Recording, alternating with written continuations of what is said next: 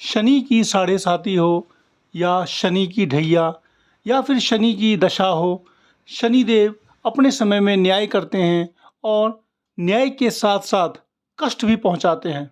नमस्कार साथियों, मैं किशोर नाथ आप सबका स्वागत करता हूं और आज मैं आप लोगों को बतलाने वाला हूं एक ऐसे उपाय के बारे में और उस उपाय के बारे में और उस उपाय से कैसे लाभ पहुंचता है, ताकि आपका जो शनि कुंडली के अंदर में अगर आपका शनि बिगड़ा हुआ है, शनि अगर प्रतिकूल स्थिति में है, अगर आपको साढ़े साती चल रही है या फिर शनि की ढैया है, तो इस परिस्थिति में शनिदेव के लिए आप क्या करें। मित्रों, इसका सबसे बड़ा उपाय होता है हनुमान जी की पूजा और पीपल में जल। पीपल में जल तो देते हैं, लेकिन पीपल में जल हम क्यों देते हैं, पीपल में जल देने से शनिदेव कैसे प्रसन्न होते हैं, इसकी एक रोचक कहानी है जो आज मैं आप लोगों को सुनाने वाला हूँ। ये त्रेता युग की कहानी है। त्रेता युग, उस समय में एक बार भीषण अकाल पड़ा धरती पर। भीषण अकाल पड़ने से उस समय में एक मुनि थे, आप लोगों ने सुना होगा, कौशिक मुनि। कौशिक मुनि जो थे, उनके स्त्री और उनके पुत्र दोनों काफ़ी कष्ट में आ गए और वो निर्वासित हो गए, यानी कि अपना निवास स्थान छोड़ के वो दूसरे प्रदेश में गए जहाँ पे उनको लगा कि उनको अन्न वगैरह मिलेगा। और स्थिति इतनी खराब हो गई कि उन्होंने, इतना कष्ट उनको मिलता है कौशिक मुनि को कि अपने पुत्र तक को वो रास्ते में बिछुड़ जाते हैं, उनके पुत्र उनसे छूट जाते हैं। वो बालक अकेला उस अनावृष्टि में, यानी कि उस अकाल में भूखे प्यासे तड़पता हुआ रोने लगा। अब छोटा बालक था और माता पिता से भी बिछुड़ गया था, तो वो एक पीपल के पेड़ के अंदर में एक थोड़ा सा ऐसा जगह बना हुआ था, उसके अंदर वो रहने लगा। और वहीं पे एक पानी का एक छोटी सी बावड़ी थी और वहाँ पे वो वहाँ का पानी पीकर और पीपल के फल को, छोटे छोटे फल को खाकर, और वो वहीं पे रहने लगते हैं और वहाँ पे एक तपस्या भी करने लगते हैं। एक दिन की बात है, देवर्षि नारद वहाँ पर पहुँचते हैं और उस बालक से पूछते हैं कि तुम कौन हो। तो वो अपने बारे में बतला देते हैं कि ऐसे ऐसे मैं कौशिक मुनि का पुत्र हूँ। और नारद मुनि उनको एक मंत्र देते हैं, कहते हैं कि तुम्हारी सारी समस्या इस मंत्र से दूर हो जाएगी।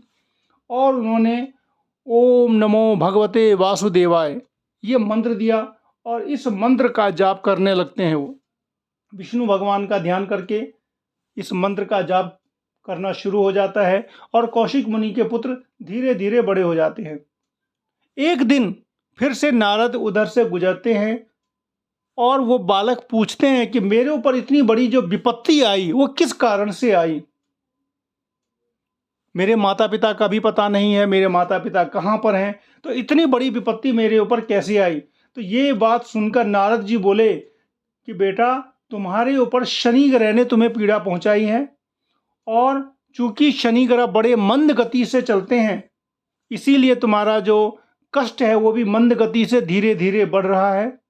और वो जो शनिदेव है वो ऊपर आकाश में देखो, वो एक ग्रह है और वो ऊपर आकाश में प्रज्वलित दिखाई दे रहा है, यानी कि उन्होंने धरती से ही शनि ग्रह को उस बालक को दिखाया।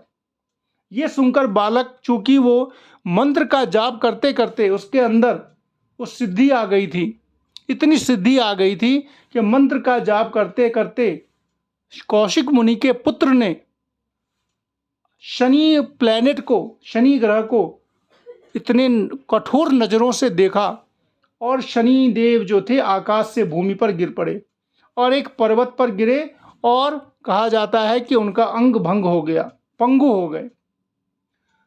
देवर्षि नारद ने जब ये स्थिति देखा, तब जाकर के शनिदेव को मनाने के लिए और देवता लोग भी आए और ब्रह्मा जी ने तब वरदान दिया कि तुमने पीपल का फल खा करके कठिन तप किया है, इसीलिए तुम्हारा नाम पिप्पलाद होगा। और जो कोई भी इस पीपल के पेड़ की सेवा करेगा, पीपल के पेड़ में जल देगा, शनिवार मंगलवार विशेष दिन में शनि देव की आराधना करेगा, पीपल के पेड़ तले दिया जलाएगा, उसके ऊपर शनि देव का कोप नहीं आएगा और शनि देव उस पर प्रसन्न हो जाएंगे।